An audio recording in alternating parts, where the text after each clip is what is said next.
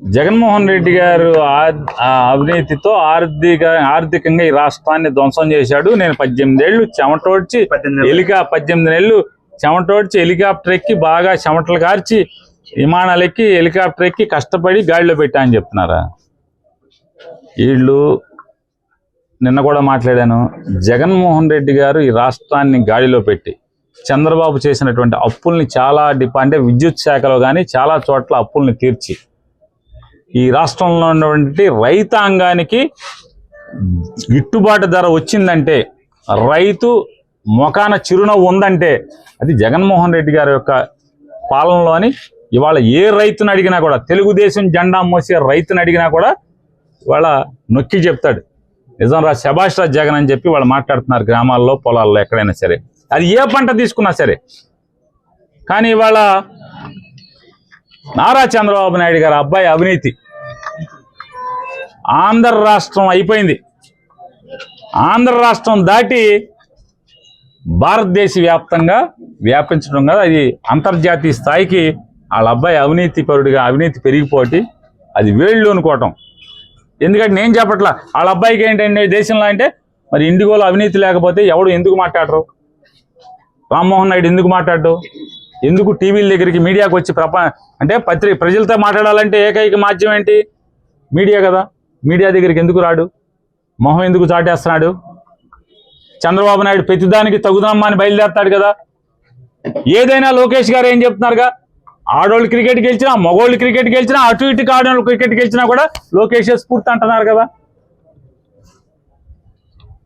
మరి ఇండిగోకి లేదా? నేను అనలేదు కదా. అన్నిటికీ తగుదనమ్మా అని బయటకు వచ్చి మాట్లాడతాడు కదా లోకేష్ గారు. చంద్రబాబు నాయుడు గారు పెద్దానికి ఒకప్పుడు ఉపన్యాసం ఇస్తాడు కదా గంటలు. దీని గురించి నో కామెంటా? మాట్లాడ్డా? కేంద్రానికి సంబంధం అంటాడా? ఎందుకు సంబంధం అంటున్నారు? మోడీ మొత్తం వీళ్ళని తీసి గుడ్లోడ తీసి మీరే కదా మొత్తం చూసుకున్నారు. తండ్రి కొడుకులు కలిసి రామ్మోహన్ నాయుడిని డమ్మింగ్ చేసి తలకాస్తి పంచుకోబట్టే కదా ఈ పెంటలన్నీ కూడా అని చెప్పి మోడీ ఎక్కడ గుడ్లోడ తీస్తాడు అని చెప్పని భయం. కాకపోతే ఎందుకు మాట్లాడరు అంటున్నా. మాట్లాడాలి కదా. మాట్లాడకపోగా ఇవాళ ఎంత పెద్ద ఎత్తున భయంకరమైన అవినీతి ఉంటే 18 మాసాలుగా ఈ ప్రభుత్వం వచ్చినటువంటి 18 మాసాలుగా తనకి మంత్రి పదవి వస్తే ఈ రోజు దాకా కూడా దాన్ని ఎందుకు కంట్రోల్లో పెట్టలేకపోయారు? దాన్ని ముందే కట్టడి చేయాలి కదా. ఎందుకు దాన్ని కొత్త రూట్లు ఇచ్చారు?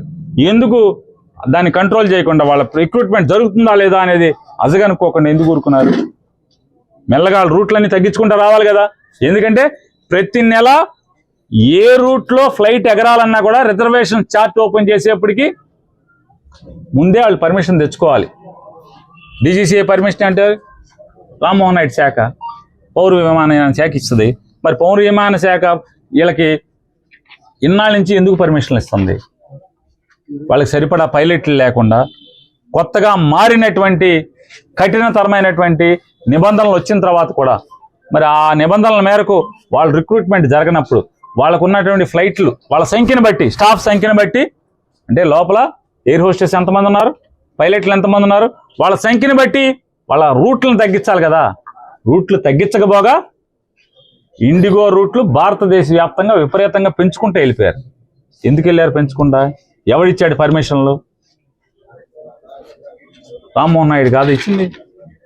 మరి వాళ్ళ ఇది పెంట అయితే రచ్చరచ్చ అయితే మాకేం సంబంధం లేదంటారు. తీసుకునేప్పుడేమో గుట్టుగా తీసుకుంటారు, సమాధానం కూడా చెప్పరా?